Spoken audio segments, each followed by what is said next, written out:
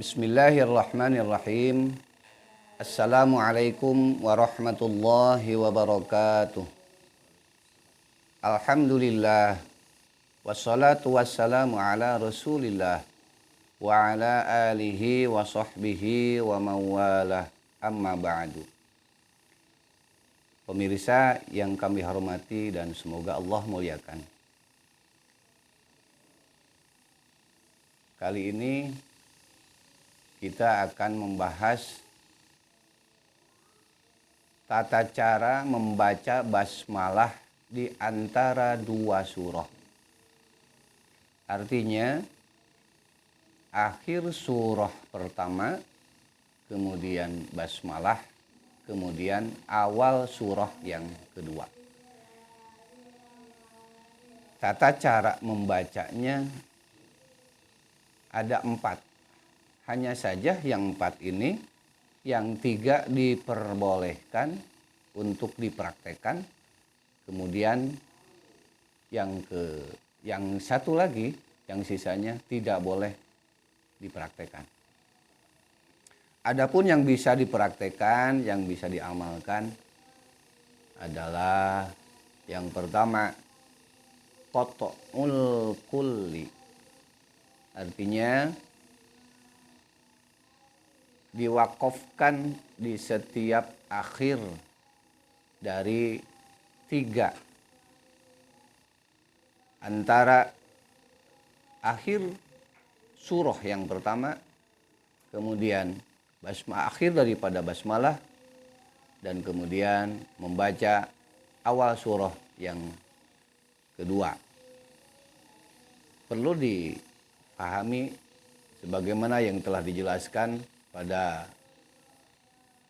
pelajaran yang telah lalu adalah ketika berhenti, ketika wakaf, maka huruf akhir harus disukunkan, dan yang kedua harus mengambil napas apabila wakaf. Contoh qat'ul kulli adalah walam yakul lahu kufuwan ahad. Nah, asalnya ahadun, kemudian berhenti jadi disukunkan ahad. Lalu mengambil napas. Ambil napas, baru bismillahirrahmanirrahim. Nah, lafaz ar-rahim itu dikasrohkan asalnya, tapi karena berhenti huruf mimnya jadi sukun, ar-rahim. Dan ambil napas, lalu baca surah yang kedua. Qul a'udzu birabbil falaq. Saya ulangi contohnya. Walam yakul lahu kufuwan ahad. Bismillahirrahmanirrahim. Qul a'udzu birabbil falaq. Baik. Yang kedua, cara membaca basmalah di antara dua surah adalah waslul basmalati bi awwalis surah. Menyambungkan basmalah pada awal surah yang kedua. Jadi di dalam praktek yang kedua adalah akhir surah yang pertama itu terpisah bacanya dengan basmalah dan awal surah yang kedua. Akhir surah yang pertama, kemudian berhenti, mengambil napas, lalu baca basmalah, dan basmalah tersebut disambung dengan awal surah yang kedua. Contoh, walam yakul lahu kufuwan ahad. Berhenti, ambil napas. Bismillahirrahmanirrahim. Qul a'udzu birabbil falaq. Baik. Yang ketiga,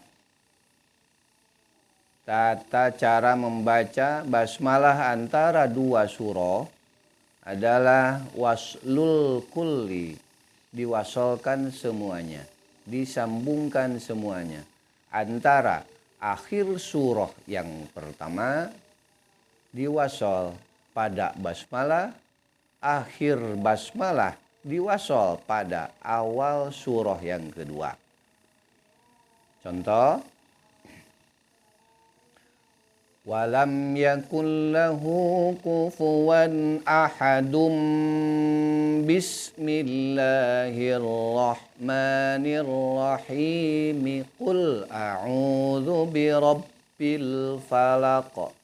Jadi semua disambungkan, akhir daripada kalimat dikasrohkan dan tidak mengambil nafas. Sebagai catatan, jangan bercampur antara ciri waqaf dan ciri wasol. Seperti begini, walam yakul lahu kufuwan ahad bismillahirrahmanirrahim qul a'udzu birabbil falaq. Nah, itu yang bercampur. Mohon maaf, ini untuk contoh, bukan untuk dipraktekkan. Itu bercampur antara ciri waqaf dan ciri wasol. Huruf akhir disukunkan tapi tidak mengambil nafas, tidak berhenti. Itu yang tiga, itu diperbolehkan untuk dipraktekkan di dalam bacaan sehari-hari. Nah, yang satu lagi itu tidak boleh dipraktekkan. Mana yang tidak boleh dipraktekkan? Yaitu ma idza wusila akhiru surati bil basmalah wa wuqifa wabtudi'a bima ba'daha. Artinya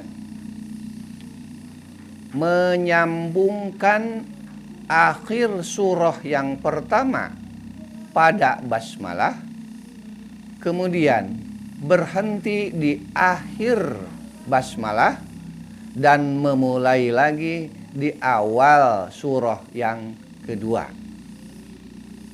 Nah, contoh, maaf, ini contoh hanya untuk contoh tapi bukan untuk dipraktekkan sehari-hari. Contoh, walam yakul lahu kufuwan ahadum bismillahirrahmanirrahim. Berhenti di situ. Ambil napas di situ dan memulai lagi dari awal surah yang kedua. Qul a'udzu birabbil falaq. Nah, itu yang tidak boleh. Kenapa tidak boleh? Karena ditakutkan, dimungkinkan orang mempunyai image bahwa basmalah tersebut adalah akhir daripada surah yang pertama. Tidak ada akhir surah yang kalimatnya bismillahirrahmanirrahim, tidak ada. Ditakutkan basmalah tersebut adalah dianggap akhir surah yang pertama. Itu yang tidak boleh. Demikian para pemirsa, cara membaca basmalah di antara dua surah. Mudah-mudahan bermanfaat. Billahi taufiq wal hidayah. Wassalamualaikum warahmatullahi wabarakatuh.